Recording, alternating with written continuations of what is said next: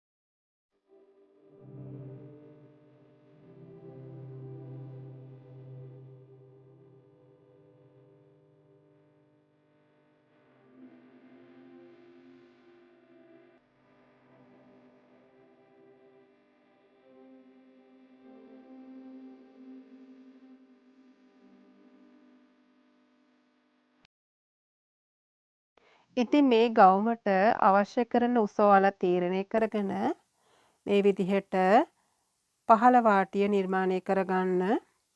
ඉතින් මම එක කොලයක් මදි නිසා තව කොල එක කෑල්ලක් මේ විදිහට මගේ බ්ලොක් එක සඳහා අලව ගත්තා.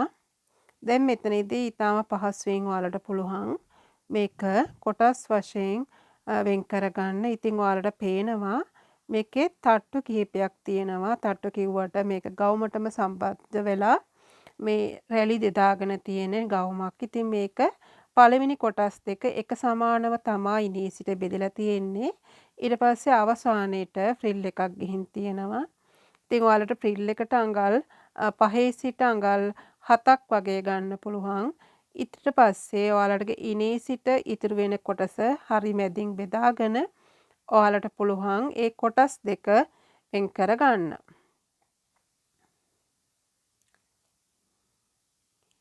මෙන්න මේ විදිහට මම කොටස් දෙකකට සමව වෙන්න වෙන් කරගත්තා. පහළ ෆ්‍රිල් එක විතරක් අර කොටස් දෙකට වඩා උසින් අඩු වෙන්න ඕනේ. දැන් ඔයාලා තීරණය කරන්න ඕනේ ඔයාලගේ ඉන සඳහා ඒ කොටසට ෆ්‍රිල් එක කීයක් අවශ්‍යද කියලා. ඉතින් රැලි සඳහා ඉතින් මෙතනදී ඔයාලට අඟල් 4 සිට 5ක් පළවෙනි කොටස දිගින් වැඩි කරගන්න පුළුවන්. ඊට පස්සේ දෙවෙනි කොටස අඟල් 6 සිට අඟල් 8ක් දිගින් වැඩි කරගන්න පුළුවන්. තුන්වෙනි කොටස අඟල් 10 සිට 12 දක්වා දිගින් වැඩි කරගන්න පුළුවන්. ඉතින් මතක තියාගන්න මේ කොටස් මැද නැම්මක් ඇතුව තමයි අපි කපා ගන්න ඕනේ. ඉතින් මෙන්න මේ විදිහට මම කොටස් 3කට දැන් මෙතන වෙන් කරගෙන තියෙනවා. දැන් ඔයාලට තේරෙනවා අපි අඟල් 4ක් කිව්වොත් මේ හතරෙන් එකක්නේ අපි කරන්නේ. එතකොට මෙතනදී 4ක් කිව්වට අපේ ඉහළ කොටසට එනවා අඟල් 16ක රැලි ප්‍රමාණයක්. ඒ කියන්නේ ඉදිරිපසට 8යි පිටුපසට 8ක්. ඒ වගේ වැඩි වෙන. දැන් මම මෙතන 5ක් ගත්තොත් ඉන වටට අපිට එනවා අඟල් 20ක රැලි. ඉතින් ඒ වගේ මෙතන මම දෙවෙනි කොටසට 8ක් ගත්තාම 8 වරක් 4 32යිනේ. එතකොට අඟල් 32ක් තියෙනවා ෆ්‍රිල් සඳහා. ෆ්‍රිල් එක සඳහා මොකද පළවෙනි කොටසට වඩා දෙවෙනි කොටස වැඩි වෙන්න ඕනනේ. දෙවෙනි කොටසට වඩා තුන්වෙනි පහළ ෆ්‍රිල් එකත් වැඩි වෙන්න ඕන. ඉතින් මම මේ දාලා තියෙන රැලි ප්‍රමාණය ඔයාලට වැඩි කියලා හිතනවා නම් ඔයාලට පුළුවන් අඩු කරගන්න ඔයාලට තියෙන රෙදි ප්‍රමාණය අනුව. මෙතනදී ඔයාලා හොඳින් බලන්න මේ මෝස්තරයට අනුව මෙතන අපිට පේනවා මේ බොත්තම් කොටස අල්ලලා තියෙන තැන මේ පහළ ඒ කියන්නේ අපි මේ කොටස් තුනකට බෙදාගෙන තියෙනවානේ පහළ සාය කොටස පළවෙනි කොටස දක්වා විතරයි මේක අපි මේ ප්ලැකට් එකක් විදිහට තියෙන කොටස පාවිච්චි කරන්නේ අනිත් කොටස මැද නැම්මකට තමයි කොටස් දෙකම පහළ ඒ කියන්නේ මම 2යි 3යි තියලා දාලා තියෙන කොටස් දෙක ඔයාලා නැම්මට තමයි ගන්න ඕනේ.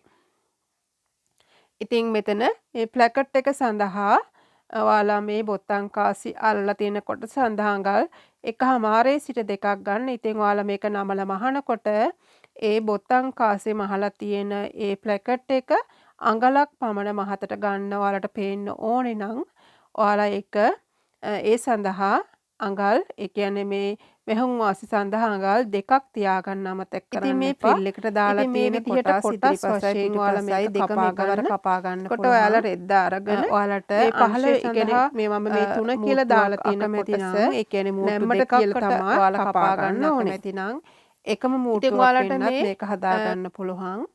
ඉතින් ඒක ඔයාලගේ කැමැත්ත අනුව වෙනස් කරගන්න පුළුවන්. හැබැයි මේ කොටස ඒ කියන්නේ එක දාලා තියෙන මේ කොටස මතක තියාගන්න ප්ලැකට් එකක් එක තමයි කපා ගන්න ඕනේ 2යි 3යි නැම්මට කපා ගත්තට. ඉතින් මේ විදිහට ඔයාලා කපා ගන්න ඕනේ. ඉතින් මේක ඔයාලා රෙද්දේ තියලා කපා ගන්නකොට මේ විදිහමලා අඟල් භාගයක් දකුණු පැත්තයි වම් පැත්තයි වැඩිපුර තියාගන්න ඕන. මොකද ඕවර්ලැප් වෙන්න ඕන අපි බොත්තම් කාසි මහලා ඉවර වෙනකොට අඟල් භාගයක් අපි ඕවර්ලැප් වෙන්න තමයි තියාගන්නේ.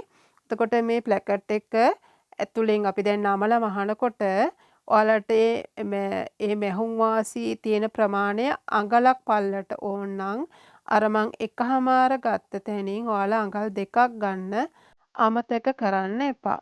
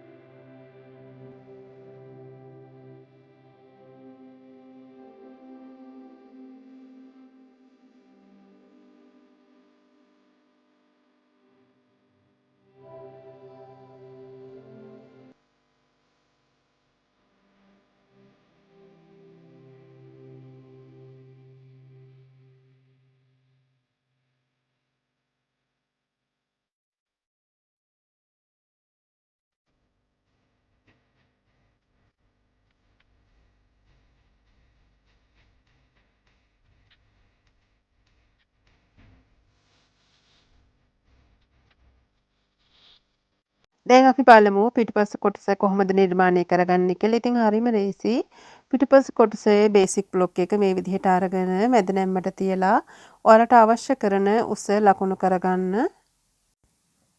ඉතින් මේ විදිහට ඉන කොටස වෙන් කරලා ඉන ඩාටේ මහ ගන්න පුළුවන්. ඉදිරිපසට ගත්ත කොටස් උසම මේ විදිහට වෙන් කර ගන්න පුළුවන් ඔයාලට. ඒ වගේම ඔයාලට මතකනේ අපි පිටිපස්සට ඉස්සරහට වගේම කොටස් 3කට වෙන් කර ගන්න ඕන. ඉනේ සිට කොටස් 2 එක සමාන උසටත් පහළ පෙළ එක ඊට වඩා කොටටත් තමයි නිර්මාණය කර ගන්න ඕනේ. ඉතින් මේ විදිහට ඔයාලා පළවෙනි කොටස සඳහා ඒ ගත්ත පල්ලම ඒ කියන්නේ මේ ඉදිරිපස කොටස මතකනේ අපි මේ විදිහට මෙහුම් වාසි සඳහා තියාගත්තනේ කොටස ප්ලැකට් එක සඳහා ඒ කොටස නමාගෙන මේ විතර නැම්මට තියාගෙන ඔයාලට ඒ බ්ලොක් එකම පාවිච්චි කරන්න පුළුවන් පිටිපස්සට නැවත අඳින්න අවශ්‍ය නැහැ.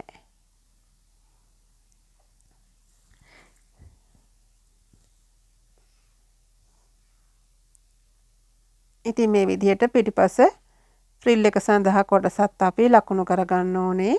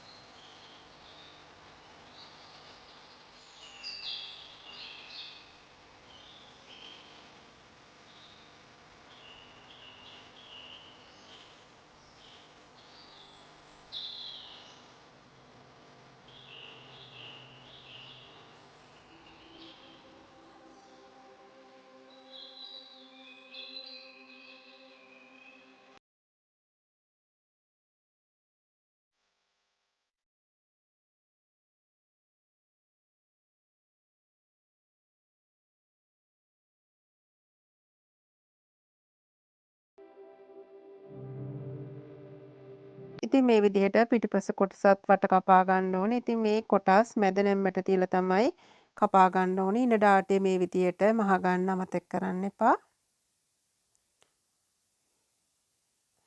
ඊට පස්සේ ඔයාලට පුළුවන් කොලර් එක සඳහා අවශ්‍ය කරන මිම්ම කරවැටින් මැන ගන්න. ඉතින් මම මෙතනදී අත් කොටස කරපු වීඩියෝ කොටස මෙතනදී රෙකෝඩ් වෙලා තිබුණේ නැහැ. ඉතින් අත් කොටසත් කරගන්න හරිම ලේසි. මං කොලර් එක කරගත්තට පස්සේ ඔයාලට අත් කොටස නිර්මාණය කරගන්නේ කොහොමද කියලා විස්තර කරන්නම්. ඉතින් මුලින්ම අපි කරන්න අවශ්‍ය වෙන්නේ අපේ ඉදිරිපස පිටිපසයි කරවට මැන ගන්න ඕනේ. ඊට පස්සේ ඒක දෙකට බෙදලා අපි කොලර් එකේ එක කොටසක් අපි ඇඳ ගන්නත් පුළුවන්. එහෙමත් නැත්නම් එකපාරම මැද නැම්මට තියලත් ඔයාලට මේක නිර්මාණය කරගන්න පුළුවන්. ඉතින් ඔයාලා මේ බ්ලොක් එක කරනකොට ඔයාලා මුලින්ම රෙද්ද වෙනුවට ඔයාලට පුළුවන් පේපර් ටිකක් මත මේ කොලර් එකේ බ්ලොක් එක නිර්මාණය කරගන්න. ඊට පස්සේ ඒ පේපර් ස්ටිප් එක අපි මේ කියන්නේ කොලර් ස්ටිප් එක ඔයාලට පුළුවන් රෙද්ද මත තියලා මෙහුම් වාසි තබා ගනිමින් කපා ගන්නත්. ඉතින් මේ විදිහට මුලින්ම මම සිරස් රේඛාවක් ඇඳ ගන්නවා. ඊට පස්සේ නැවත පහළින් ඔයාලට තව රේඛාවක් ඇඳ ගන්න පුළුවන්. ඉතින් මම මේ රේඛාවත් මේ විදිහට ඇඳගත්තා. එතකොට වඩාත් පැහැදිලි නිසා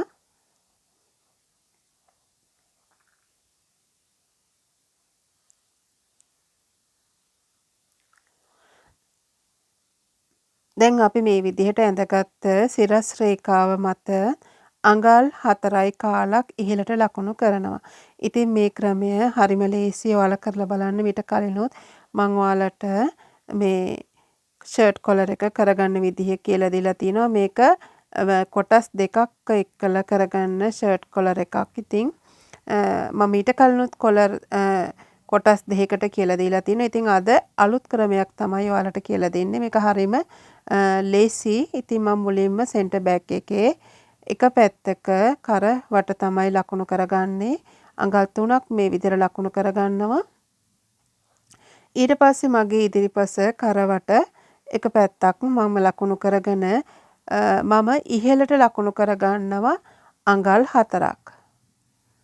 ඊට පස්සේ මම මේ විදිහට රේඛාවක් ඇඳ ගන්න. ඔයාලට පේනවා ඔයාලගේ වම් පැත්තේ උස අඟල් 4යි කාලයි දකුණු පැත්තේ උස අඟල් 4ට තමයි ගත්තේ.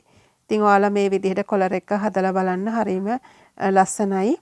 ඉතින් මේ විදිහට මම දැන් කොටුවක් ඇඳගත්තා. මේ කොටුවේ එක පැත්තක් අඟල් 4.1 උසට තමයි තියෙන්නේ. අනිත් පැත්ත අඟල් 4 උසට. දැන් මම අඟල් භාගයක් මේ විදිහට ඉහළට ලකුණු කරනවා. දැන් ඔයාලට පුළුවන් මම මේ පෙන්ලා දෙන විදිහට ෆ්‍රෙන්ච් කර්ව් එකක් ආධාරයෙන් වට ඇඳ ගන්න. ඉතින් තව ක්‍රම තියෙනවා මම ඉදිරියේදී ඔයාලට කියලා දෙන්න බලාපොරොත්තු වෙමින් ඉන්නවා. දැන් ඔයාලට පුළුවන් මේ ලකුණු කරගත්තනේ අඟල් භාගයක් එතෙන් සිට අඟල් 1.1ක් මේ විදිහට වටේටම ලකුණු කරගෙන එන්න.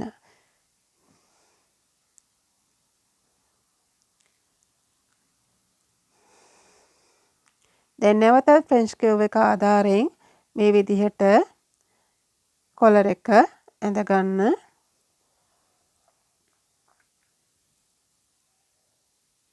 ඉතින් ඔයාලට මේ ෆ්‍රෙන්ච් කර්ව් එකක් නැතු වුණත් කරගන්න පුළුවන්.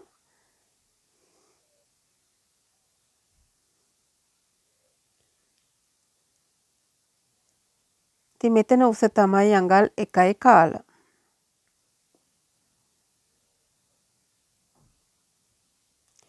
ඊට පස්සේ මං අඟලක් නැවත මේ විදිහට ලකුණු කරගන්නවා. නැවත අඟල් භාගයකුත් මෙහෙම ලකුණු කරගෙන මගේ කොලර් එකේ හැඩය නිර්මාණය කරගන්නවා. මෙන්න මේ ආකාරයට.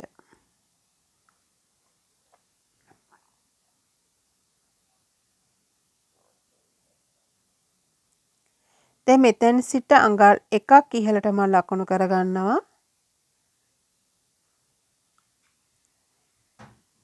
ඊට පස්සේ ඔයාලට පෙන්ලා දෙන ආකාරයට ෆ්‍රෙන්ච් කර්ව් එකක් තියෙනවා නම් මේ විදිහට තියලා ඇඳ ගන්න. ඉතින් මේ අඳින මේ කොටස ඇත්තටම කැපිලා යනවා. ඉතින් අඟලක් තමයි මේ මැදින් ගත්තේ. දැන් අපි කොලර් එකේ හැඩය මේ විදිහට නිර්මාණය කරගන්නවා. ඉතින් මේ කොටස් දෙක තමයි අපේ කොලර් එක වෙන්නේ. ඉතින් ඔයාලා කොලර් ස්ට්‍රිප් එකක් මගින් මේ විදිහට කපා ගන්න පුළුවන් එකවරම. ඊට පස්සේ රෙද්ද මත තියලා මෙහුම් වාසි තබා ගනිමින් කපා ගන්න පුළුවන්. ඉතින් මගේ මහන වීඩියෝස් වල තියෙනවා මේ වගේ කොලර් එකක් කොහොමද මහගන්නේ කියලා. ඉතින් ඔයාලා මේ වීඩියෝ එක බලලා නැත්නම් ඔයාලට පුළුවන් මේ වීඩියෝ එක බලලා කොහොමද මේක මහගන්නේ කියලා ඉගෙන ගන්න. ඉතින් හරිම පහසුයි. ඉතින් මේක අලුත්ම ක්‍රමයක් ඔයාලා කරලා බලන්න. ඉතින් මම විසින් නිර්මාණය කරපු මගේම ක්‍රමයක් තමයි මේ කොලර් එක. ඉතින් ඔයාලා මීට කලින් වෙන channel වල දැකලා තියෙනවද කියලා මම දන්නේ නැහැ. ඉතින් මේක මම විසින්ම නිර්මාණය කරපු මගේම ක්‍රමයක්. ඉතින් මේ විදිහට ඔයාලට පුළුවන් රෙද්ද මත තියලා මෙහුම් වාසි අඟල් කාල බැගින් වටේ තියලා කපා ගන්න.